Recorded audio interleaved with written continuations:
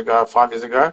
And, it started as pop-up parties and one or two like events at Origin, and has now grown into a company that we've had a party in Joburg the other day at the Loft, last year with Tiago and Dr. Ooze.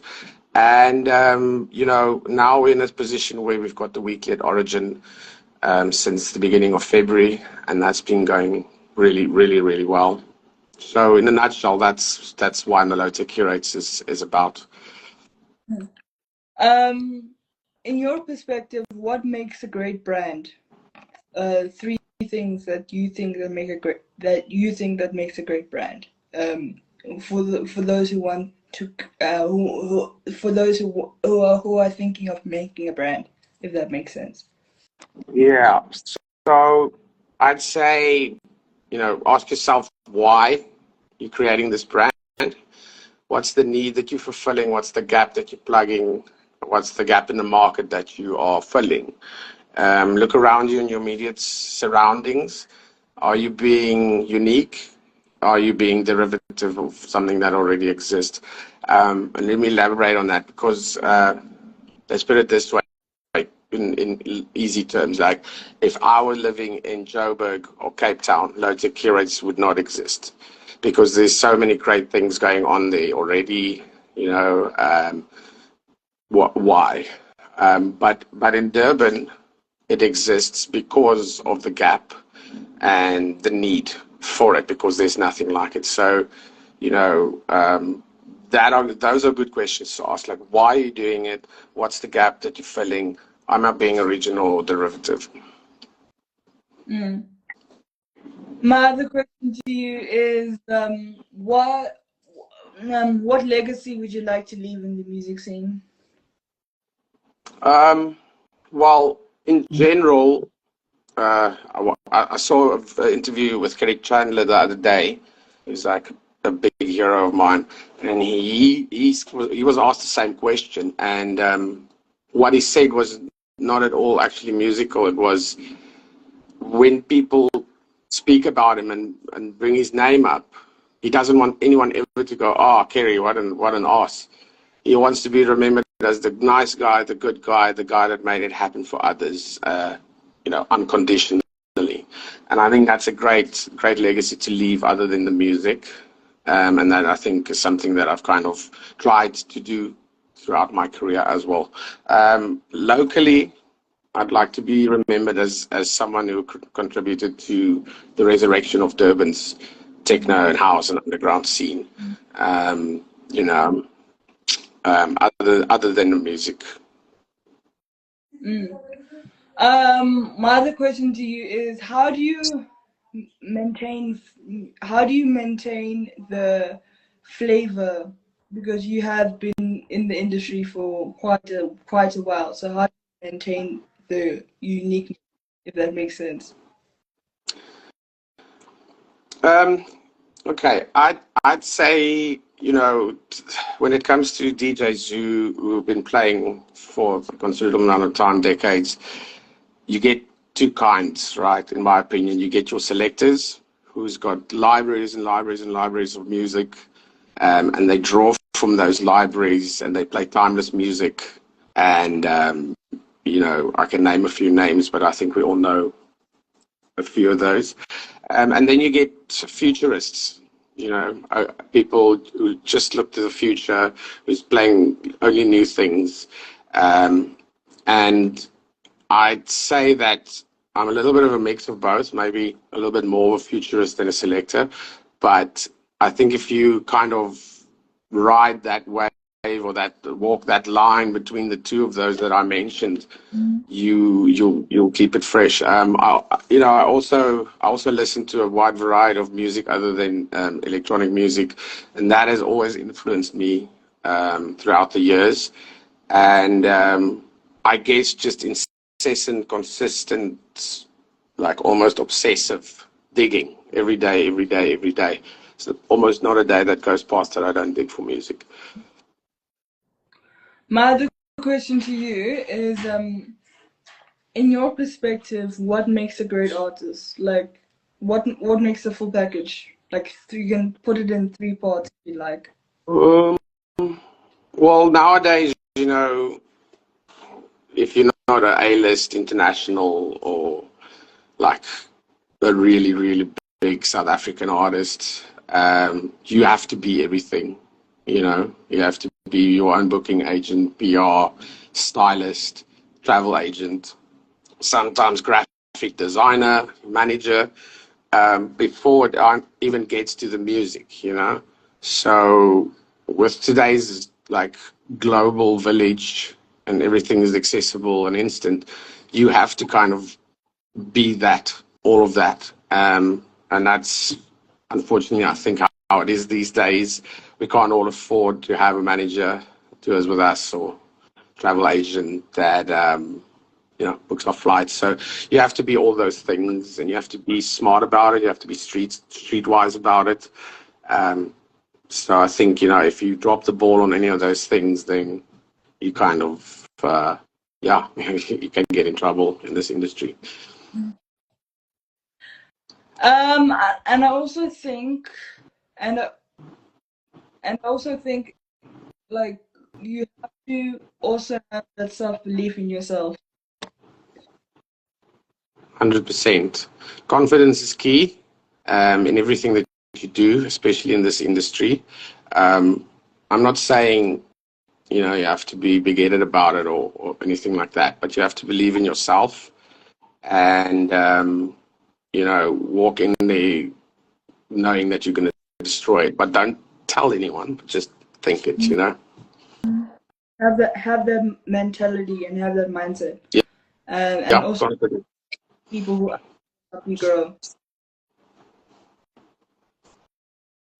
My other question to you is, what is your take, like, as an up and coming artist? What is the perfect rates? Like, what is the perfect rates when it comes to booking? Like, I know you have to believe in it, like, but what's the proper caliber, if that makes sense? Are you referring to payment or? Sorry, I think you broke up there. Sorry. Network.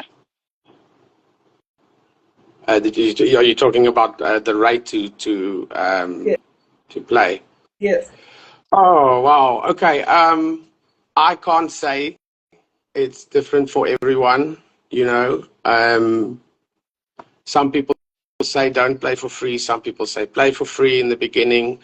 I can't really. It's up to the DJ himself. All I do say is if you do play for free, it kind of ruins it for everyone, in a sense. So value yourself, but also, have humility. I can say this, like, it was a different time, it was a different era.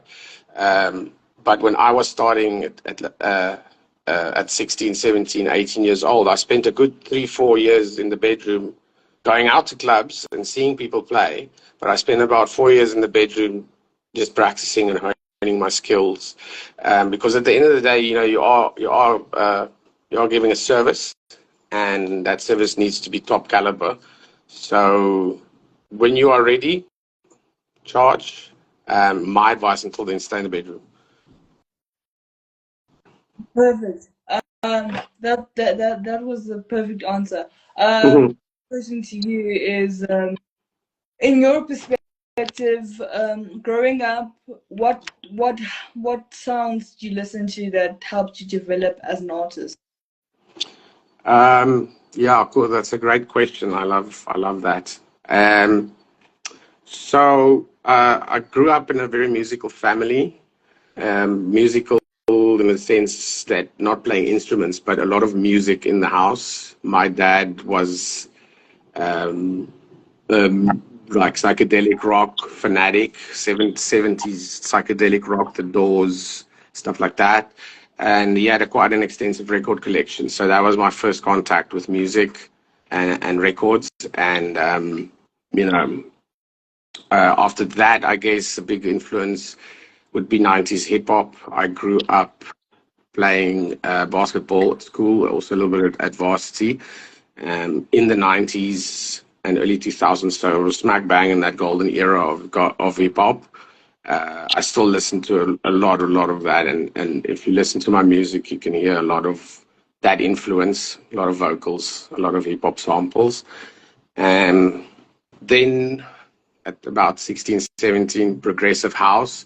But, and I'm talking about like old progressive house, like Sasha Dickweed, Nick Warren, Dave Seaman, those guys, and that I was obsessed with for very, very long.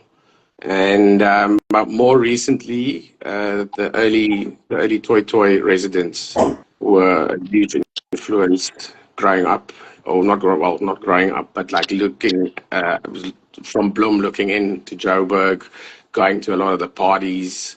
Uh, I remember they even had like a streaming of the DJ booth at a point, and I was just absolutely mesmerized by all of those guys. They showed me how important it is to have a signature sound. So yeah, I guess that those are my highlight influences. My other question to you is, do you think the industry can survive in the long run? Like, The the industry can. survive in the long run, the way it's going, because I feel like it can, but I also feel like people are just doing it because if they think it's fun. Um, yes. So I don't think it'll ever end. Mm. Uh, excuse me. I don't think it'll ever end. I've also thought this in the past few times, and it never has up until this point. So I've got faith, and the main reason I can give you why I don't think it'll end is because there's people with passion out there. There's people that eat, live, and breathe this. That and I'm not just talking about like the guys who make a living out of this and tour and all of that stuff. I'm talking about the 9 to 5ers who've got a day job, but the reason they're in the day job is for the music. I'm talking about those guys specifically. There's many of them out there, more than we know, and I think that's where the you know with not the future, but where it lies for our music. It's just the passion of the people who enjoy it, from the ravers straight through to the bedroom DJs, straight through to the middle caliber DJs, straight through to the top DJs. There's just so many people that have got an absolute fire in their bellies for this music. And yes, there are people doing it for the wrong reason, but in my opinion and experience, they get weeded out really, really quickly. They don't last. So I'm not too worried about those people. Mm. My other question to you is, I'm gonna give you like five, and then you can go, so that they bit a bit of, yeah. So it doesn't Mm. long. If that's okay with you. My Yeah. other question to you is, I understand that your wife is also a DJ. So how do you guys blend? Do you guys ever play together? If you do, how do you guys blend your sounds together? Um, yeah. So my wife also plays, and her name is Layla J. And we do play together quite often. And our sounds have always been similar in a broad sense. And in the beginning, she was a lot harder. She played a lot harder than I do. But nowadays, she's kind of evolved to a more groovy sound, which is kind of where I'm at. But that being said, she still plays her own sound. She still plays her own golden thread. But yeah, the sounds actually do mesh very well. And yes, we've sometimes contemplated maybe starting a duo on the side as well. So it goes so well, So quite easy to play with Layla. Love it. Interesting. My other question to you is, if you could do like a back to back with anyone that you haven't had the opportunity to do one, who would it be and why? And why do you think your sounds would align? if that makes sense. Wow. Um, that's a great question, actually. You caught me off guard with that one, I won't lie. And I apologize for the. no, that's fine. You know, I'd say like big dreams. I'd say Rod had the red one. The guy has been is and has been my favorite DJ for a long, long time. Play all his productions as well, most of his productions as well, and there's a lot of overlap when he plays. You know, I know some of the tracks layered in there intricately. So always watched him, loved watching him play on the four decks, three channels out club, and recently been delving into that myself. So I think that could be an interesting back to back. Dreaming about it, you know. My other question to you is, in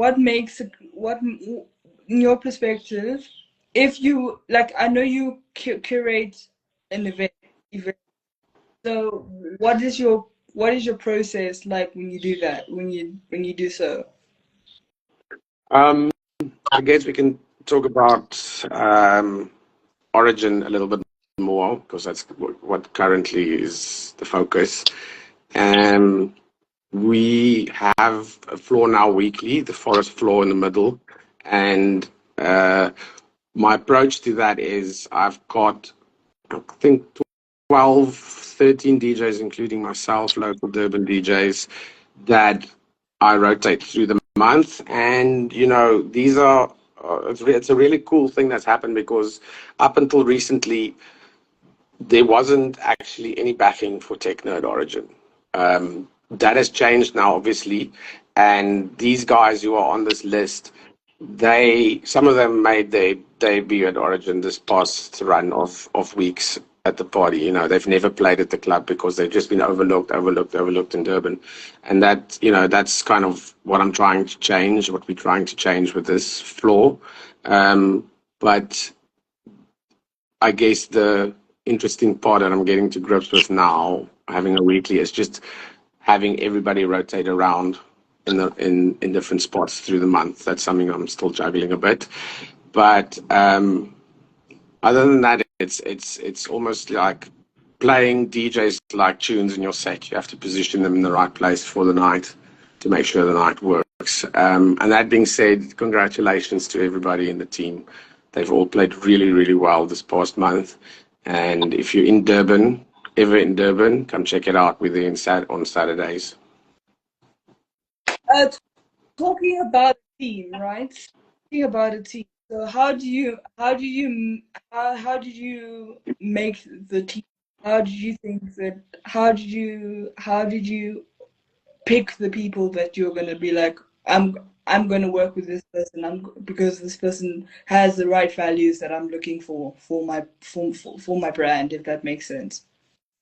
Yeah, so the usual approach that we have, because you get requests from local DJs to play at the party, and the approach that I follow with that is I say to them, like, you know, come to an event, come say hello, come get to know, you know, the regular DJs and the resident DJs, and hang out with us, have a drink, because at the end it's a family thing, it's a friend thing, it's you know, we love to get to know people and, like you say, see if they fit, because at the end of the day, for me specifically, it's not just about the music. We've got to, like, at least have the same kind of baseline ethics and get along a little bit, you know. I'm not saying we need to be best friends, but the baseline needs to be there. So, and then I asked them, you know, if it would be okay with them if they would maybe make me a short mix of what they think they would be able to add to the soundscape of what they heard at the party. Um, you know, other guys have come and they've put memory sticks in my hand and said, "Listen, this is what do, yeah, this is how I play it. Would you please listen? And honestly, to me, that is the best way. That's what I did throughout the years back in the day. We passed around mixtapes and such, and I still abide by that. The way that I broke into the Durban scene was by walking around and putting memory sticks with mixes on in the promoter's hands. So that's more or less, how we do it.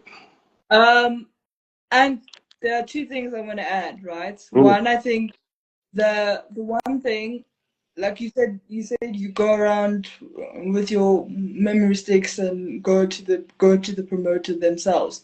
All right. So this new thing of emailing the promoters and things, because I feel like no, that's the wrong approach, because one, they have so many emails. Two, there's that feels like you're not taking it really seriously, if that makes sense. You're taking it seriously, but you're not taking it seriously in that regard as well. Yeah. You opening yourself to different energies. You're not actually going to the party. You just and Yeah, yeah, I totally agree with you. I totally agree with you that I tell people that that's the wrong way. Listen to my mix. Spam doesn't work with me at all, unless you're a close friend. Obviously, I'll listen to your music, but at the end of the day, you've got to ask yourself this question: what does this promoter owe you? Why does he owe you 10, 20, 15 an hour? Why does he owe you that? He doesn't. And as you say, super busy, not enough hours in the day to do everything. But when you rock up to a promoter's party and you put something in his hand and you say, here you go, when you have some time, first of all, you've made an effort, you're showing interest, and like I said, you've made an effort. And secondly, he might not listen to it the next day, but that memory sticks in a lie around, and eventually you'll plug it in. And if you kill it and you're really good enough, then I promise you 9 out of 10, you're going to get a call. it's about taking the risk.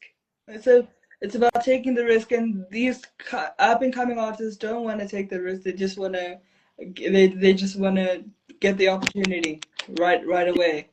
Yeah, I feel that it, No. I feel that a lot of guys are like entitled in a way. You know, Mm. there's no entitlement in this game. There's 1,010 DJs out there, and I promise you now, the nicest, most humble guy in the room is the guy that's gonna go get the furthest. Mhm. Yeah. My other question to you is, what what would you tell your younger self if you could tell him anything? Wow. Okay. It depends on what age. I guess if we like DJing wise, my younger self, I'd say Can we can cut it? I'd say, no, it's fine. I'd say it's fine. Great question. I'd say have fun. Don't be so serious. Dance to your own music.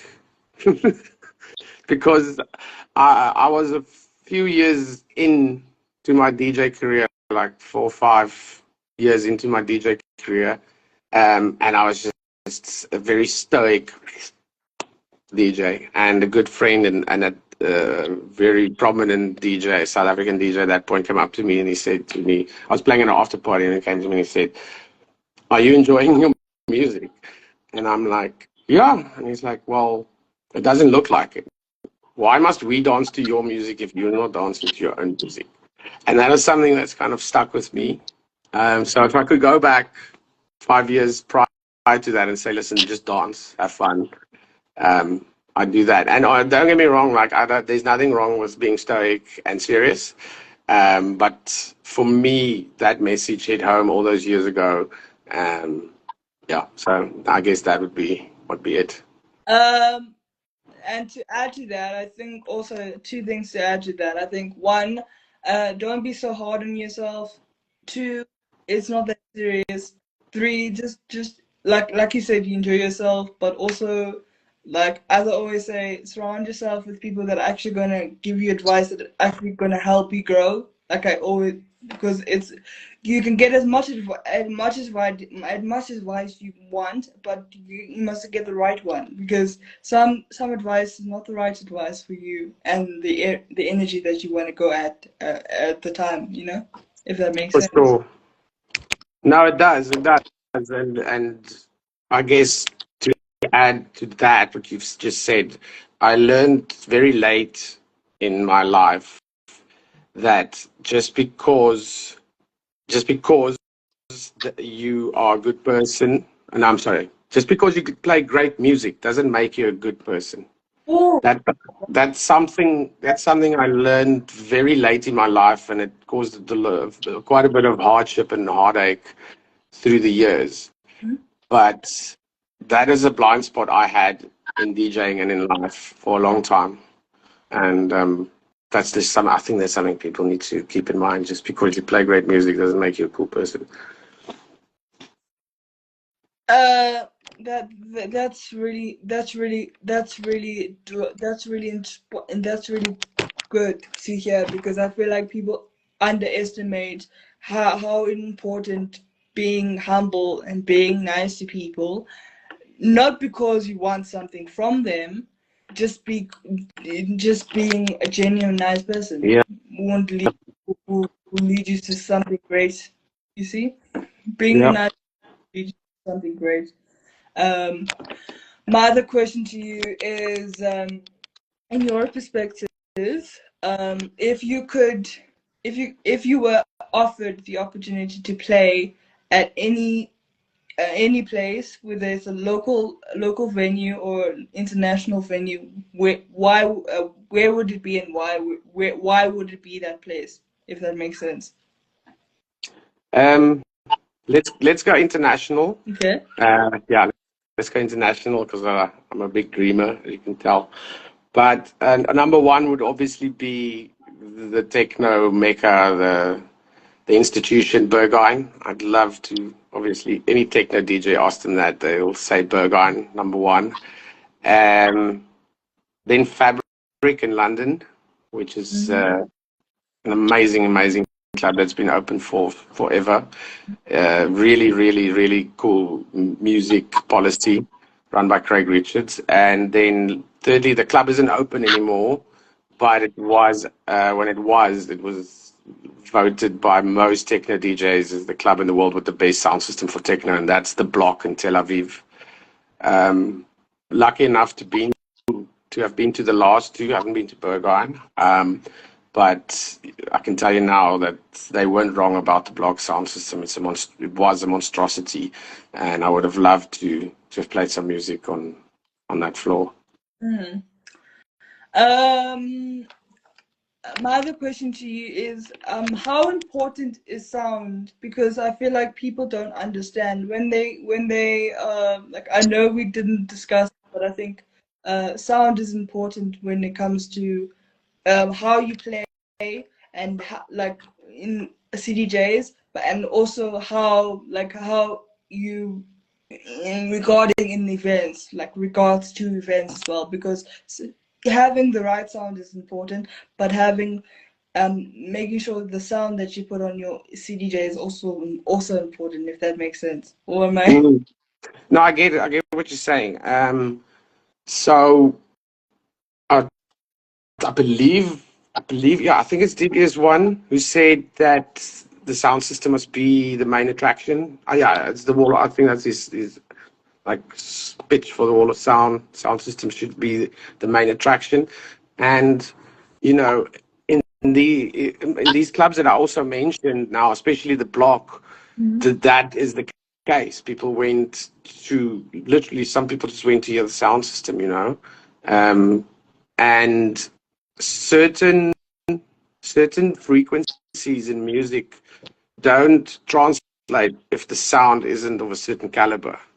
Like I can tell you right now that I've many times played a toy and heard things in my tracks that I've never heard on any other sound system ever, not even on at home, not on the headphones, nothing. So So sound, the quality of it, the caliber of it, 100% very important to the music we play. Yeah. Yeah. And also, like, I think Toy Toy is has great sound. One of the great sound systems. To add to that, Mm. my other question to you is, like, in your perspective, um, like, who do you think, um, in this, in this beautiful music scene that we are all in, who do you think we as people need to pay more attention to? Does that make Mm. in in Durban? Right. No, that's a good question. I'm going to be very biased, but this is the truth. Just go look at the guys playing for the curates nights at Origin. Go look at the lineup of the 13 guys that I'm pushing.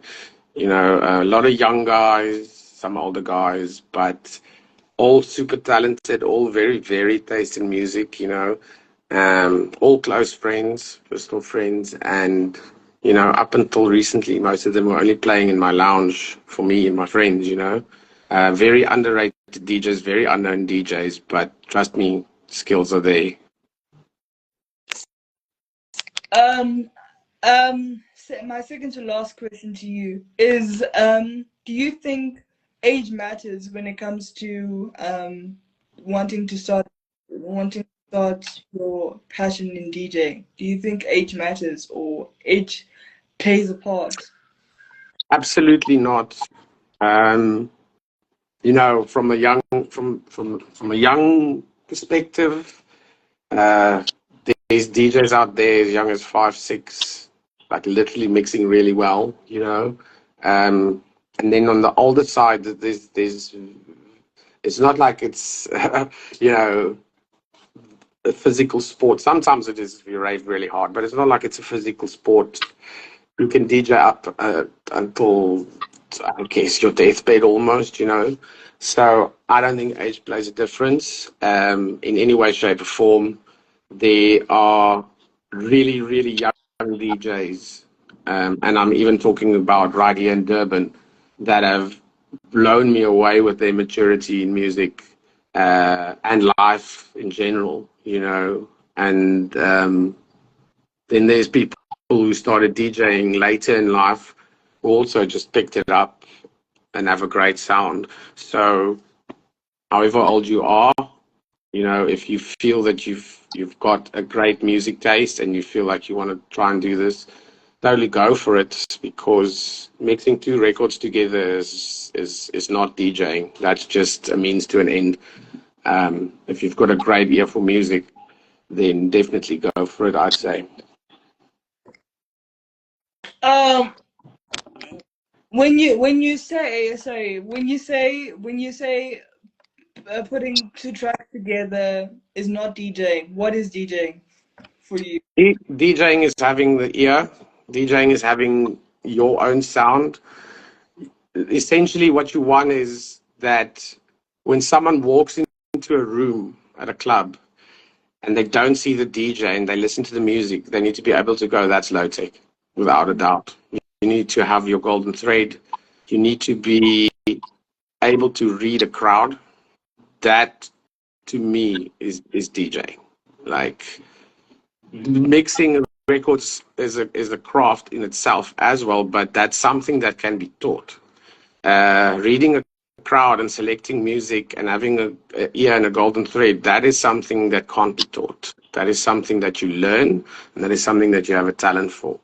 So, you know, it's not taking anything away from the craft of mixing, but to me, that is, you know, not the biggest part of it. Uh, and to add one more thing, Mm. I think also DJing is not just playing what's what's current. Like it's okay. Like it's okay to mix it up, but not all, not the whole, not the whole must be like a 10, the whole uh, top 10. No, because everybody can listen to that. Like, but have make people take people on a journey. Take people like be like, oh, this person's worth investing in, or this person's worth buying tickets for, or in the long run. You know what? If that makes sense. Yeah. I think that's where the golden thread that I was talking about comes in. Um, you have to have your own sound, and the top 10 is everyone's sound. Everybody plays it. Some of my favorite DJs are local South African DJs, and they, like, without a doubt, when I walk into a room, I can hear that it's that specific DJ playing, and that does not happen by playing the top 10. That happens by digging, rabbit holing for days, weeks. Um, you know, Me personally, there's weeks and days that go by where I listen to music every day that I do not find anything that resonates with me. You know, because of the specific golden thread that I have in my head, in my sound. Um, and I think, that with people that just play the top 10 kind of stuff, they don't tend to last unless they're like in a commercial kind of environment. So yeah, totally agree with you. Yeah. My last question to you is in your perspective, what do you think people should look for when it comes to, like, if they want to throw their own party, right? What do you think is what's the do's and don'ts in some regard, because I feel, Yeah, yes, if that makes sense. yeah. Like I said earlier, don't copy, Mm. because what's the point? There's already something like that around. Um, Collaborate. You know, think about when if it's not a weekly, think about when you throw parties. Look at the calendar. Um, Discuss that with other promoters, especially, maybe, I don't know for Joburg and Cape Town so much, because I'm not from there, but I'm speaking in Durban terms. We've got a specific group of people that go out and listen to this kind of music, and it's in everyone's kind of best interest to not split those crowds to different parties on the same night. Again, like I said, if you're not running a weekly party. So yeah, I think that's good. That's a good approach to start off with, at least. Mm. And to close off that part, I think also just like don't have the same people on the lineup that is normally on the lineup. Have someone that have a lineup that is super unique and super special. Yeah, That people can actually know that you took the time to actually curate this and make sure that it's super special, so that the people can invest in it, if that makes sense. yeah. I think, to your point, I think that's why I've got such a big pool of DJs that kind of are now the regular DJs for this event. Because if we just had three or four or five, it'd be like playing several sets a weekend, and it's the same over and over. As it stands at this point, guys are getting like one set a month. And I think that's a good approach, because it gives guys time to like stockpile music, to really really get into the music, really dig hard, and keep the quality up. So I agree with that. We are at a point in Durban where I'm gonna like keep it to these DJs for a few months, and then we'll start looking to guests, especially Durban guests. Um, there are guys in Durban that play really well, that could fit in with the sound. But at this point, yeah, I think it's a matter of just being consistent with these guys and getting them to a point where they are, residents for this. And then when we're comfortable in that sense, then we'll start branching out. I can say this: we do have uh, a really A-list Joburg techno DJ coming to play at Origin for the Low Tech Curates party at the end of May. So watch out for that if you are in Durban. My last question, I promise. That's fine. What makes a resident? What makes a resident DJ? A resident DJ is someone that has the ability to play all the slots on the night. A resident DJ is someone who, in my opinion, excels at playing opening slots, because opening slots are, firstly, the most important set of the night, and secondly, probably the most difficult set of the night. You've got a massive responsibility on your shoulders if you're opening DJ. You set the tone for the night. If you go too hard or too fast, you ruin it for the rest of the night. If you don't set the tone high enough, you don't get the dance floor going. So, if you want to be, in my opinion, if you want to be a resident at a night, you have to be able to, like I said, play all the slots, play the opening slot well. You have to be able to read a crowd. You have to be able to play appropriately for the slot that you are in and know what it is that's appropriate for that slot. And also, you have to be able to play like this. Take people up, take them down, take them up, take them down. Because anyone can play linearly up. That's easy. You just build the energy, build the energy, build the energy. But in my opinion, the best DJs are the DJs who do this. Go up and down, up and down. Because if you want to keep someone at the club the whole night, you've got to give them a chance to catch their breath, to go to the bar, to get a drink, stuff like that. And in my opinion, the best DJs in the world are the guys who go down but do it well. That don't kill the energy completely, but just gives you a little bit of the breather and then bring it back up. So I'd say, if you're resident material, you'll be able to do all those things. So you're basically saying, okay, so I understand what you're saying but for the people. So basically saying balance it out so it's not too hard, not too hectic, not too groovy, just so that people understand what you're trying to play or what you're trying to portray, if that makes sense. Yeah, I think it's what I'm talking about when I do this weird ass move with my hand is that I'm referring to energy of the music, and energy doesn't just have to do with BPM. It's got to do with like groove and swing and all of those things. So what I'm saying is you've got to give your crowd a breather at some point, because many times, especially if there's internationals involved,